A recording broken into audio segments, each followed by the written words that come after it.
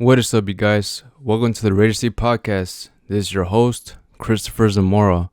Welcome to the show. You know, I like boxing. You guys know that, right? But the thing is, there's a lot of things that goes behind the scenes, especially fixing fights. Yes, that's the title for this podcast episode number 33. I'm going to speak to you about a few fights that I feel like the fighter should have won instead of the person that actually did won. I'm going to start with Rolly Romero's fight. He actually had his fight about over a month ago, and the guy that he fought was a 40-year-old man, and he was beating him up badly. Rolly Romero didn't have a chance against him. But I gotta give it to Rolly. He did mention that the guy did had a lot of KOs and that he knew that he was gonna give him a hard time. But the thing is, Rolly did get dropped around the third round, I believe, on his fight. And around round 9 or so, they were going at it, right? Or it seemed like they were going at it. And then the referee, he just stepped in and just called the fight out. He gave it to Rolly Romero. His opponent was winning the whole time, man. I'm going to search up his name versus Barroso. That's his name. Barroso was the one who was winning the fight against Rolly Romero, but they had to give it to Rolly because he's the younger guy, and supposedly they're gonna try to make him like a star since he's very charismatic and stuff. That really does suck, man, because I remember on that fight, the commentators, they were talking about that Barroso, he had a title fight already before, and he lost that fight. But now on this fight, he lost it again. But not because Rolly Romero was the better man. It's just because just some stuff that was going on behind the scenes and that they needed Rolly Romero to win. Yeah, I did not agree with the decision at all. Well, all the fights I'm going to speak to you about, I do not agree with them. I do not agree with the winner. And this should not happen at all in boxing. But it still does somehow. That really does suck for Barroso because maybe this guy is never going to get another title shot. And Rolly Romero is going to move on to fight somebody else. But the way that Rolly Romero took this win, I respect him. He said that he feels like Barroso could have kept going. He didn't say that, oh yeah, I was winning the fight and Barroso was in trouble the whole time. He wasn't saying none of that. That was a good thing for Rolly Romero. I give him that. It just sucks that for Barroso, it's never going to happen again. He maybe never going to have another title shot. And plus, he might be at the end of his career as well. And now I wanted to speak to you about the latest fight that just came up last week. I saw it and I was surprised. I'm talking about the fight with George Kambosos versus Maxie Hughes. And George Kambosos, man, he did surprise me when he defeated Teofimo Lopez. Because at first, on that fight, I was going for Teofimo Lopez to win. But Teofimo lost that fight because George was just a better man, the better boxer on that fight. I remember watching it around November time. I think it was back in 2021. Yeah, I believe that's when the fight took place. And he beat him. He beat him very convincingly. And Teofimo, he was mad because he lost. He just got angry, you know. Who wouldn't? But like he got beaten very badly. Like you could tell by his face. George Kambosos' face wasn't that bad, but you could tell he was bleeding as well, but not as bad as Teofimo's, you know. But anyways, after that fight, he had 2 boxing matches next against Devin Haney. Devin Haney, man. As much as I don't like him, he did beat George Kambosos very convincingly on both fights. I think he actually took a 30% cut from that match, like from both matches, or maybe just the first one. There was like a split between a 70% to a 30%, and Devin Haney took the 30% to beat George Kambosos in the first match. And I think they just switched it around on the second one. I'm not really sure how it went, but I saw something like that around today when people were speaking about George Kambosos and also Devin Haney. Devin Haney is actually going to have another fight soon with Reggie's Cris. I'm not really sure how to say his name, but he's going to have a fight very soon. And so let's go back to George Kambosos. So yes, he did lose very convincingly against Devin Haney. And now his fight against this guy named Maxie Hughes. I was rooting for George Kambosos to win this fight because, maybe Devin Haney is just a better boxer than him. And he's just going to do better on the next fight. Wrong. He did worse. He did worse than when he fought Devin Haney. I had to give Maxie Hughes at least 9 rounds. And for George Kambosos, for him, in my opinion, he only won 3 of them. And guess what happened? They gave the decision to George Kambosos. Yeah, I was a bit surprised, man. So surprised. Because I was convinced that Maxie Hughes was going to win this fight. And that there was going to be no way that that George is going to win this fight. But he did. He won by the judge's decision. And you know why? Because he has beaten Teofimo Lopez. They're making him one of those guys to sell their pay-per-views. I think that's what they're planning to do. Well, I don't know. But yeah, man, that was the most shocking one out of the 3 I'm going to speak to you about. That was the most shocking one. It's crazy, man. It was crazy. George Kambosos won. I was rooting for the guy to win, but no, man. He did lose that fight.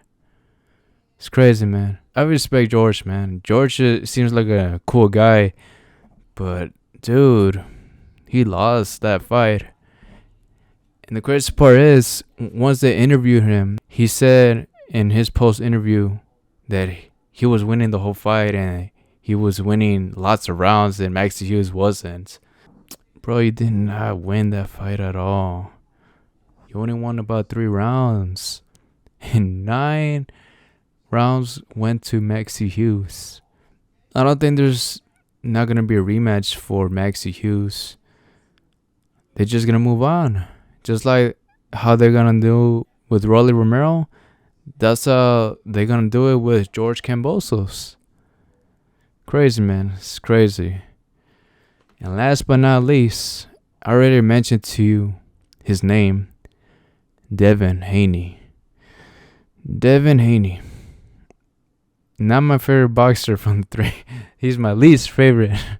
Okay? He's my least favorite because he's just too good and he just talks smack. And I just want somebody to humble him. Like Tank Davis. Hopefully one day.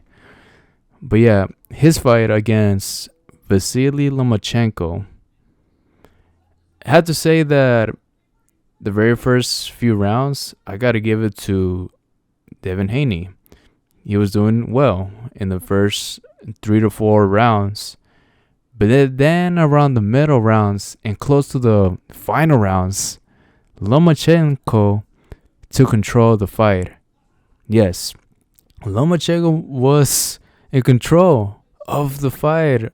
Lomachenko was in control of the middle rounds and also close to the ending ones as well. And it seemed like he was about to knock Devin Haney out as well, because Devin Haney was struggling against Lomachenko. And that's when I thought, damn, man, this could probably be a tie. Yeah, this could potentially be a tie, or maybe this fight can go to Lomachenko. But no, man. They actually gave it to Devin the Dream Haney. Another huge fixed fight. That's crazy, man. I do not believe that Devin Haney won that fight. It could have gone to a draw, or Lomachenko would have won that fight. I give 7 rounds to Lomachenko and about 5 rounds to Devin Haney. That's how I saw the fight going. It looked like it was a close fight, but Devin Haney, man, he did not win this fight. And for his response on his interview, he was just praising to God that he won the fight. And that's mostly about it that he mentioned on his fight. And that he had fun just boxing. That was his response. But still, man, he did not win that fight. Why did this happen, man? Why does stuff like this needs to happen in boxing? This cannot really happen, man. This is not WWE. This is official sports thing. It's just messed up, dude. Like, I used to just see this in movies. One example is the Daredevil movie, the 2003 version with Ben Affleck. In the beginning of the movie, his father, he was a boxer as well. But the thing is, he had to throw the fight away, or else he would have been in trouble. But instead, his father chose to actually fight the guy that he was supposed to, and then he won the fight, and that's what got him killed. I thought that was just in movies, dude.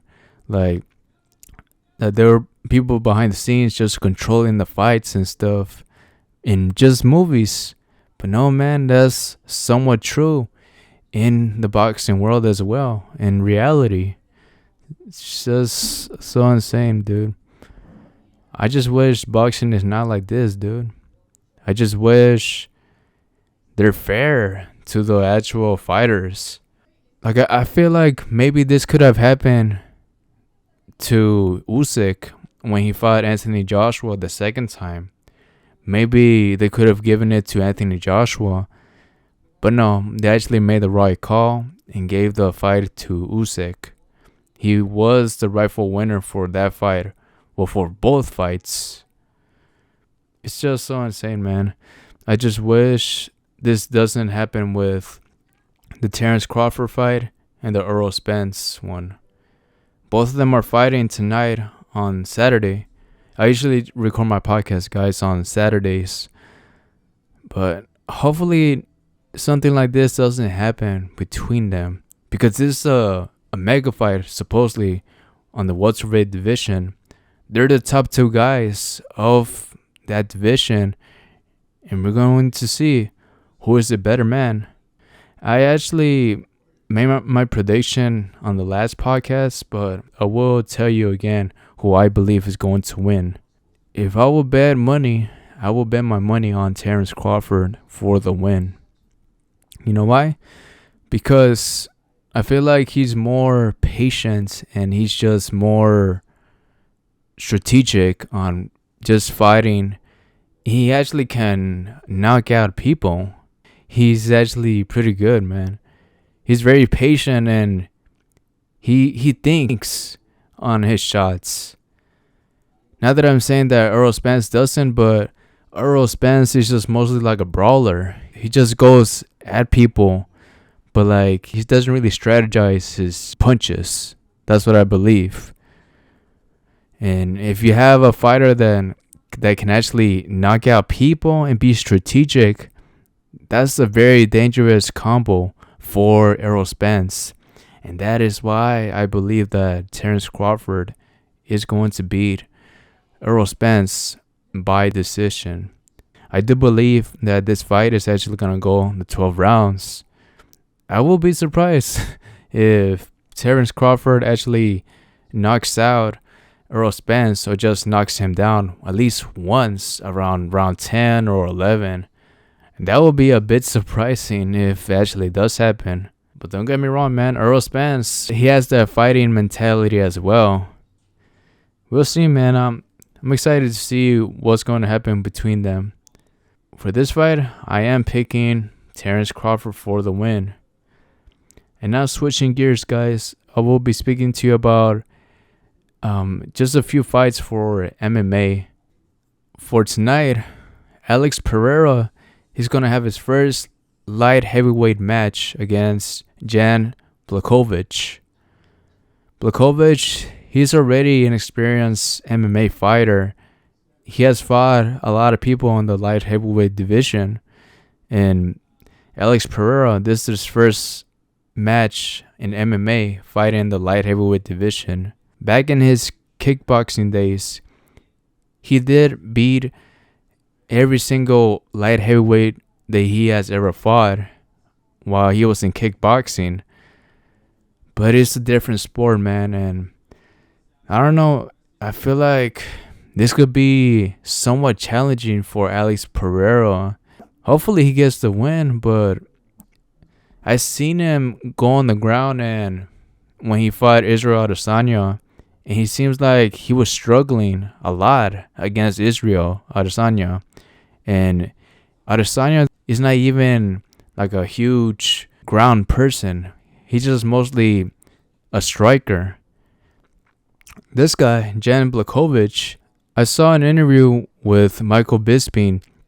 He did mention that he was working a lot on his groundwork. And I didn't really see any of Jan Blachowicz's latest fights. But like, he did mention that he was working a lot on groundwork so he can fight Alex Pereira. I'm not really sure if he's just a ground person or mostly a striker. But I feel like maybe Alex is going to have a hard time against him. I am rooting for Alex Pereira for the win. It will be cool, man, if he actually gets the win. And they're actually saying that whoever wins from this fight could potentially have a title match next. So that would be awesome for Alex Pereira. He's just coming from a loss against Israel Adesanya, but that would be cool, man. That would be cool if he actually beats Blachowicz and has the chance to become a champion again against Yuri. I think that's the main guy who is the light heavyweight champion. I just know that he was injured, and that's what I really just know about that guy Yuri. But we'll see, man. We'll see how that fight actually goes. That's the co-main events for UFC 291. But the next one, it's the main event. And it is Dustin Poirier versus Justin Gaethje 2. They're fighting a second time. I had to say that I have seen both fighters fight before. And I had to say that I'm putting my money on Dustin Poirier for the win.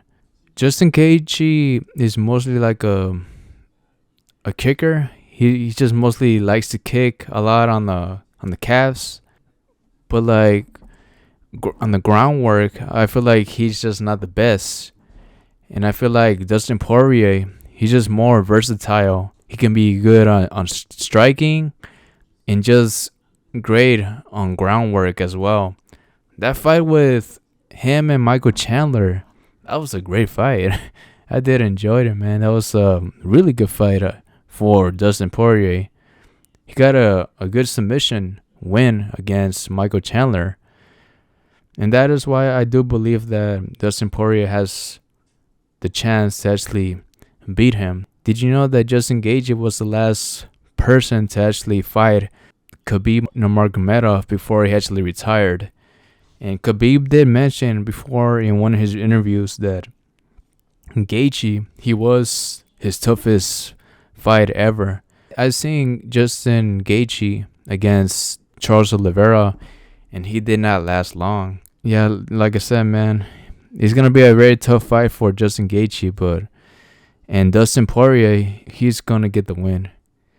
I'm thinking maybe he can win by TKO. That's what I believe. It can happen, man. It can happen, or it can go by decision. But we'll see, man. I'm excited for that fight. Let's see how it goes. And yeah, guys, I think that is it for this podcast. Hey, if you made it all the way through, make sure to subscribe and like the podcast on wherever it is you're listening to it. If you're listening to it on Spotify, YouTube, on wherever it is you're listening to it, make sure to subscribe.